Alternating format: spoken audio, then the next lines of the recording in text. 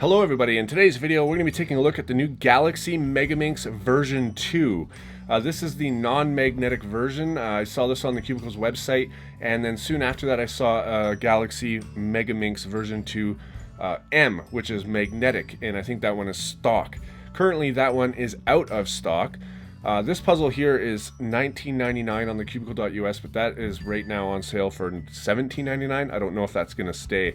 It is an improved version of the version 1. This is obviously the sculpted one. I've never tried any other version besides the sculpted. I think they sent it to me because they know I like it.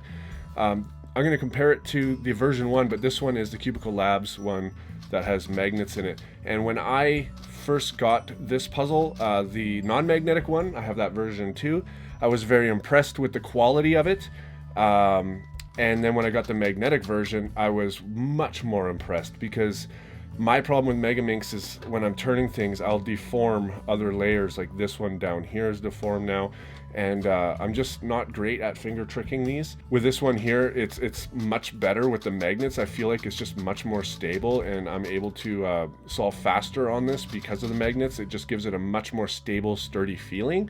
So I'm kind of curious on how strong the magnets are with the mass-produced version of this. This is not the magnetic version though, so I don't know. But anyways, guys, you can see the size difference between the first one and the second one. It's actually kind of noticeable. Like first thing, as soon as I saw it, I saw that it was smaller. In my hands, it feels smaller. I have pretty big hands, so after playing with this and solving it a few times, I do prefer the bigger one, just because I have big hands, and this one to me is a little bit smaller.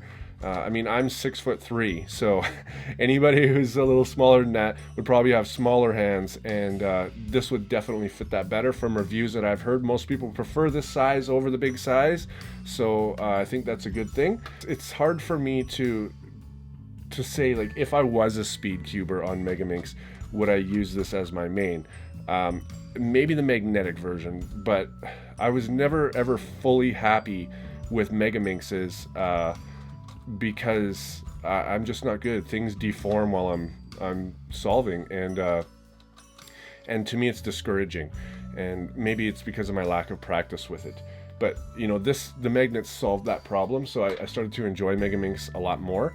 Not very fast. I remember a long time ago I was really into Megaminx before I even started making videos, and I was pretty decent. I'm slower now than I was then because I just don't practice. But overall, this thing, it's got improved corner cutting, it's got improved stability. You know, it just moves really, really nice. And I'm going to open this thing up and show you the pieces as well, but like, it's got nice reverse corner cutting even. To me, it just seems like an overall more stable non-magnetic version of the non-magnetic version of this. It's smaller, its corner cuts better, and it's more stable. So all in all, it was a really, really good upgrade, and I do enjoy solving on this. So let's go ahead and just scramble this thing up. See what I mean? It already, like, I'm just not great at this. So if I start doing moves, other things down here start to deform and stuff, which is where magnets really help me. So to me, I mean, I like magnetic puzzles in general. I think it was a very good innovation, one of the best innovations to have ever happened, thanks Chris Tran. And but for me, I mean, I'm not like a lot faster on 3x3, 4x4, and you know, bigger puzzles because of magnets. It definitely helps and gives me a little bit more confidence. But for Megaminx, I find that the magnets help the most. But anyways, I think that's a pretty decent scramble. So let's go ahead and show you guys the pieces of this, and then we'll come back and talk about it some more. Now, when I do these type of shots on 3x3, the pieces matter more than they do to me on a Megaminx, so this is just for fun and have something cool to look at. One of the challenges of doing these type of shots is when you have a white stem on a puzzle, it can be hard to see, especially when this spins around right here. It's like you can't even see it now. I can screw with my camera settings a bit better, which I did for the next shot starting right now, and when this spins around you'll be able to see it a lot better. Sometimes it's hit, sometimes it's miss. One thing, I'm using a macro camera, by the way, to do these things, which is how I can get these really close-up shots of the sculpted pieces, which I really like. I haven't shown anything this close up in a while, so I really wanted to show that. Sorry about that hair you saw there. Sometimes it's hard to see those things until the macro camera gets on them. But that's the centerpiece, and then of course we have the puzzle itself. It's a really nice looking puzzle, really nice feeling puzzle. Overall, I'm really impressed with this design. Alright guys, so I forgot to mention too, on Megaminx, I average about 4.5 to 5 minutes. I've practiced quite a bit on this. Before I got this one, I was somewhere around 7 minutes or so. But just being able to move things and feel confident that other layers aren't moving, I am able to drop my time, and I was just practicing a lot, so I got better. On this, I'm getting about 5.5 minutes or so, and again, it's really about it's deforming other pieces. So the corner cutting helps with that, but in the end, sometimes my bottom fingers, while I'm gripping the puzzle, will really it'll turn layers and stuff.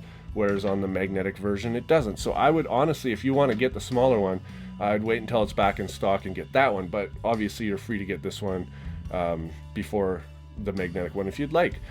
Anyways, guys, so yeah, this is $17.99 currently on the on the cubicle.us on sale. It may go back to $19.99. I'm not 100% sure. But if you're really into Megaminx, check this out. They have really good reviews on YouTube for this puzzle as well.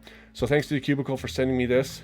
I'd show you guys a solve, but I'm too slow, and people complain that sometimes my videos are too long, and speeding it up really doesn't show you anything. So maybe I'll make a video, you know, doing a solve and a Q&A or something. Let me know in the comment section if that's something that you'd be into.